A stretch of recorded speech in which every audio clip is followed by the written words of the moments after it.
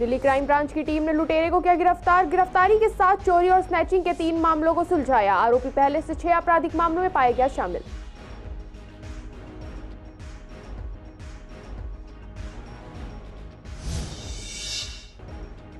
नंदनगरी थाना पुलिस ने बदमाश को किया गिरफ्तार। मोबाइल और वारदात में इस्तेमाल चाकू हुआ बरामद। आरोपी के खिलाफ कई आपराधिक मामले हैं दर्ज।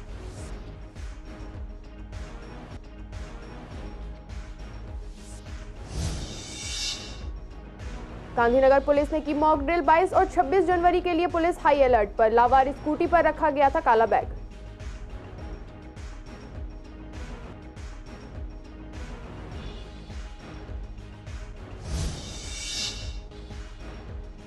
मयूर विहार पुलिस ने अंतर्राष्ट्रीय मानव तस्कर का किया भांडाफोड़। 3 अवैध अप्रवासी और 226 पासपोर्ट हुए बरामद। पुलिस कर रही है पूरे मामले की जांच।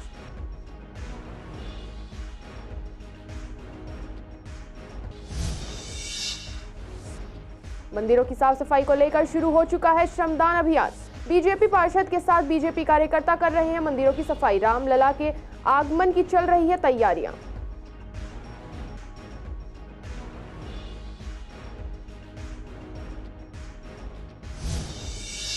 नमस्कार, स्वागत है आपका पूर्वी दिल्ली खास में। कुछ खास खबरों के साथ करते हैं बुलेटिन की शुरुआत। दिल्ली पुलिस की क्राइम ब्रांच की टीम ने एक कुख्यात लुटेरे को गिरफ्तार किया है। आरोपी की पहचान वसीम के रूप में हुई है। आरोपी दिल्ली के विभिन्न थानों में स्नैचिंग की वारदात में संलिप्त रहा है और पहले 6 आपराधिक मामलों में शामिल पाया गया है। आरोपी की गिरफ्तारी के साथ चोरी और स्नैचिंग के 3 मामलों को सुलझाया गया और उसके कब्जे से लूटे गए मोबाइल फोन भी बरामद हुए हैं। आरोपी वसीम ने थाना पांडव नगर और थाना कल्याणपुरी के आपराधिक मामलों में अपनी संलिप्तता का खुलासा किया है। आरोपी ने आगे खुलासा किया कि वह वेस्ट विनोद नगर दिल्ली के बुरे तत्वों में संपर्क में आया और इस दौरान उसका संपर्क कपूर से हुआ, जो उस क्षेत्र में लूटपाट जैसे अपराध में था। आरोपी अपने साथी कपूर के साथ मिलकर पूर्वी जिला दिल्ली के क्षेत्रों में स्नैचिंग, लूट और चोरी जैसे अपराधों को अंजाम देने लगा।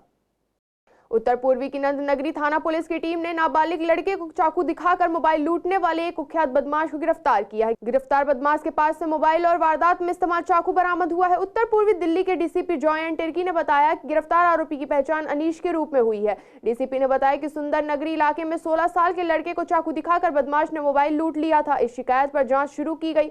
जांच के लिए नंदनगरी थाना एसएचओ की देखरेख में एक टीम का गठन किया गया। इस टीम ने घटनास्थल पर लगे सीसीटीवी फुटेज खंगाले और आरोपी की पहचान कर उसे गिरफ्तार कर लिया। पूछताछ में आरोपी ने खुलासा किया कि वह पेशेवर अपराधी है। उसके खिलाफ चोरी, लूटपाट सहित 5 आपराधिक मामले पहले से दर्ज हैं। 22 और 26 जनवरी को देखते हुए पुलिस भी हाई अलर्ट पर है। ऐसे में शहादत जिले के गांधीनगर थाना के स्टाफ ने की मॉक ड्रिल। एक लावारिस स्कूटी पर काला बैग रखा हुआ था, जिसको लोगों ने देखा और समझा कि उसमें बम हो सकता है। पीसीआर कॉल की गई, जिसके बाद में पुलिस के आला अधिकारी, पुलिस की team, BDS dog squad team, crime team, सभी एजेंसी मौके पर पहुंची और बैग को चेक किया गया तो बम जैसा एक खिलौना था, इसको अलग कर दिया गया। हम आपको बता दें कि यही थी मॉक ड्रिल। ये कॉल थी कि एक स्कूटी के अंदर एक लावारिस बैग है सिंगल नर्सिंग होम के बाहर। तो तुरंत हमारा मुस्तैद स्टाफ जो है पुलिस का वो यहाँ पहुँचा, इसको रेत के कट्टों से चारों तरफ से कवर कर दिया और तुरंत ही बहुत मिनिमम टाइम में हमारा बीडीटी, डॉग स्क्वाड, फायर ब्रिगेड, सभी जो कंसर्न लोग हैं वो यहाँ पहुँच गए थे। बीडीटी और डॉग स्क्वाड से हमने चेक करा लिया है, इसमें कुछ नहीं है, क्योंकि ये हमारा एक मॉक ड्रिल थी ताकि इलाके के लोगों को अवेयर कराया जा सके कि आने वाले दिन कैसे रहेंगे और इस तरह की कोई वारदात ना हो। 26 जनवरी और 22 जनवरी को अयोध्या में जो राम मंदिर में उद्घाटन है, उन दोनों त्योहारों को देखते हुए ये पुलिस की तरफ से पहले से ही तैयारियां की जा रही हैं। पूर्वी दिल्ली के थाना मयूर विहार पुलिस ने अंतर्राष्ट्रीय मानव तस्कर का भांडाफोड़ किया है। पुलिस ने 6 अंतर्राष्ट्रीय और भारतीय तस्कर गिरफ्तार किए हैं। इसके अलावा 3 अवैध अप्रवासी और 226 पासपोर्ट भी बरामद किए हैं। इसके अलावा 3 अवैध अप्रवासी और 226 पासपोर्ट भी बरामद किए हैं। इसके अलावा 7 लैपटॉप, बड़े मोबाइल फोन, कई नकली पुलिस क्लियरेंस प्रमाण पत्र, नकली शैक्षणिक प्रमाण पत्र, यूरोपीय देशों के नकली कार्य परमिट, नकली बांग्लादेशी नोट, दस्तावेज आदि चीजें बरामद की गई हैं। पुलिस को गुप्त सूचना प्राप्त हुई थी कि एक बांग्लादेशी नागरिक जो अवैध रूप से भारत में रह रहा है और तस्करी गतिविधियों में शामिल है, वो pocket 1 Mayur Vihar metro station के पास थाना मयूर विहार क्षेत्र में आएगा। सूचना मिलने पर पुलिस टीम पहुंची बांग्लादेशी नागरिक की पहचान की गई और उसके साथ आए 2 अन्य बांग्लादेशी नागरिकों को मौके पर ही पकड़ लिया गया। फिलहाल पुलिस इस पूरे मामले में आगे की जांच कर रही है। मयूर विहार थाने के अंदर एक हमारे पास टिप आई थी, जिसके अंदर हमें पता चला कि बांग्लादेशी नेशनल्स हैं कुछ जो कि ट्रैफिकिंग नेटवर्क के अंदर इन्वॉल्व हैं और अगर रेड करी जाए तो उनको पकड़ सकते हैं। तो हमने रेड करके 3 लोगों को पकड़ा था, जिसके अंदर 2 लोगों के वीज़ाज़ एक्सपायर्ड पाए गए। जो ये वीज़ाज़ थे ये बांग्लादेश से इनको इशू हुए थे इंडिया के लिए, बिकॉज़ बांग्लादेश के अंदर काफ़ी सारी यूरोपियन कंट्रीज़ हैं जिनके एम्बेसीज़ नहीं हैं। तो ये लोग टेम्परेरीली इंडिया आते हैं जिससे कि उनको यूरोपियन कंट्रीज़ का वीज़ा मिल सके, परंतु यहाँ पर इनको जो लेकर आते हैं, जिस माध्यम से ये आते हैं, वो इनको लालच देते हैं और काफ़ी सारे पैसे लेते हैं और यहाँ पर पहुँचने के बाद इनको चीटिंग किया जाता है कि आपको वीज़ा लगेगा, बट वो कभी लगता नहीं है और इनके वीज़ाज़ एक्सपायर हो जाते हैं। बाद में उनको यहाँ पर फेक डॉक्यूमेंट्स क्रिएट करने के लिए लालच दिया जाता है कि आपका यहाँ पर फेक आधार या पैन कार्ड क्रिएट कर लेंगे और आप इंडिया में रह पाएंगे। इस तरीके से ये 2 लोग अरेस्ट हुए 14 फॉरेनर्स एक्ट के तहत। एक पर्सन का जो वीज़ा था वो वैलिड पाया गया था, तो उनको रिलीज़ कर दिया गया था। इन दोनों से इंटेरोगेशन करने के बाद पता चला कि यहाँ पर काफ़ी सारे ट्रैवल एजेंट्स हैं, जिसमें एक अली अकबर करके एक नाम आया, मोहम्मद अली अकबर का, जो कि इन्वॉल्व है वहाँ से लोगों को यहाँ पर लाने में। बांग्लादेश के अंदर भी कुछ कंपनीज ऑपरेट कर रही हैं जो वहाँ से पैसे लेती हैं और इनको यहाँ पर भेजती हैं। पूर्वी दिल्ली में मंदिरों की साफ सफाई को लेकर श्रमदान शुरू हो चुका है। इसके तहत बीजेपी नेता 22 जनवरी तक सभी मंदिरों और तीर्थ स्थलों की सफाई करेंगे। इसी का जायजा जब सीसीएन की टीम ने लिया तो पाया कि पूर्वी दिल्ली के आनंद विहार वार्ड के योजना विहार जागृति एन्क्लेव में बीजेपी की पार्षद के साथ बीजेपी के कार्यकर्ता मंदिरों की साफ सफाई कर रहे हैं। पार्षद मोनिका पंत ने बताया कि योजना के और रामलला के आगमन की तैयारियां और मंदिरों और तीर्थ स्थल की सफाई चल रही है।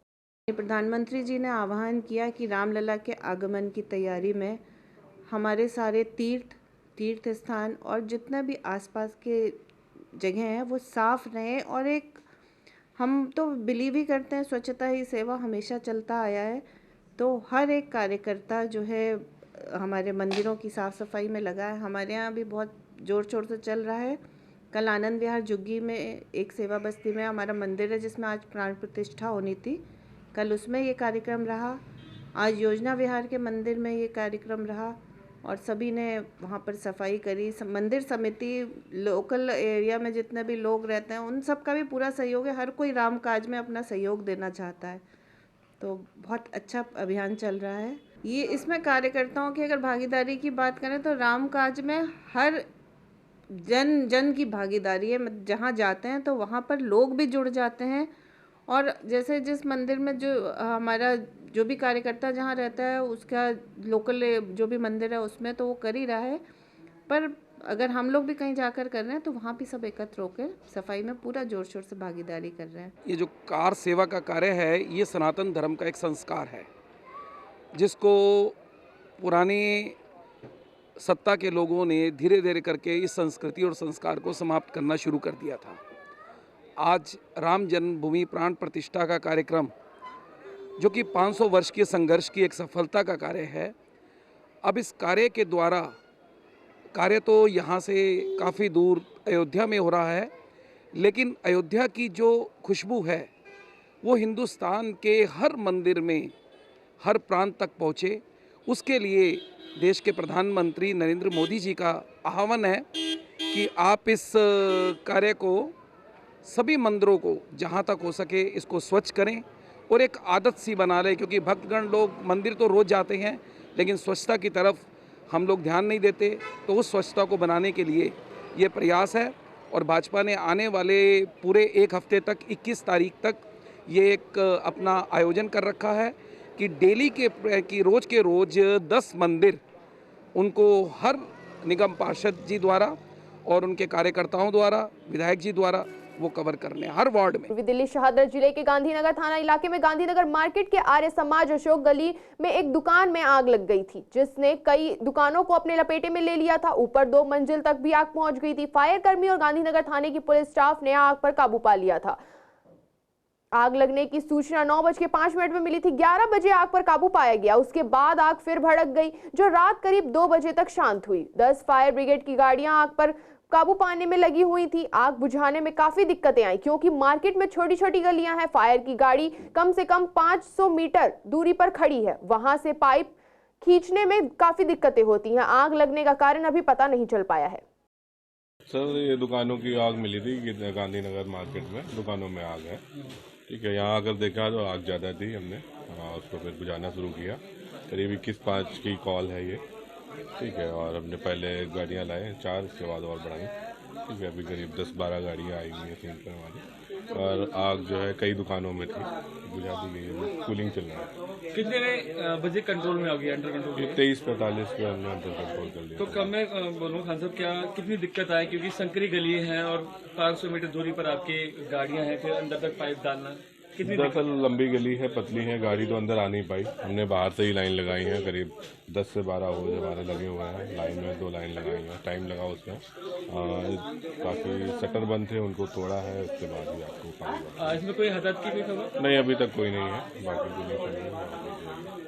आग लगने का कारण तो पता चला नहीं, अभी वो बाद में जांच का विषय रहेगा, हो सकता है। हर साल की तरह इस साल भी गणतंत्र दिवस समारोह से पहले पूरी राष्ट्रीय राजधानी में सुरक्षा बढ़ा दी गई है। पुलिस ने सोमवार को इस बात की जानकारी दी है। रात गश्त करने वाले कर्मचारियों को होटल, गेस्ट हाउस और धर्मशालाओं की जांच करने का निर्देश दिया गया है। पुलिस ने कहा कि वह भारतीय दंड संहिता की धारा 178 के तहत नियमों का उल्लंघन करते पाए जाने वाले व्यक्ति के खिलाफ कार्यवाही कर रही है। आपको बता दें कि north east DCP joint Tirkey ने बताया कि सुरक्षा के पुख्ता इंतजाम है। नागरिकों की सुरक्षा और गणतंत्र दिवस के मद्देनजर सभी स्थानों के अर्ध सैनिक बल समिति फ्लैग मार्च कर रहे हैं और आगे भी ऐसा होता रहेगा। उत्तर पूर्वी दिल्ली के डीसीपी ने बताया कि वह एक होटल की जांच कर रहे थे तो पाया कि वहां कोई सुरक्षा व्यवस्था नहीं है। होटल के मालिक के खिलाफ एफआईआर दर्ज की गई थी। गृह मंत्रालय ने किराएदारों और घरेलू सहायकों के सत्यापन, सीमा जांच, महत्वपूर्ण प्रतिष्ठानों, मॉल और बाजारों की सुरक्षा और भारी भीड़ वाले क्षेत्रों में गश्त के लिए सख्त निर्देश जारी किए हैं।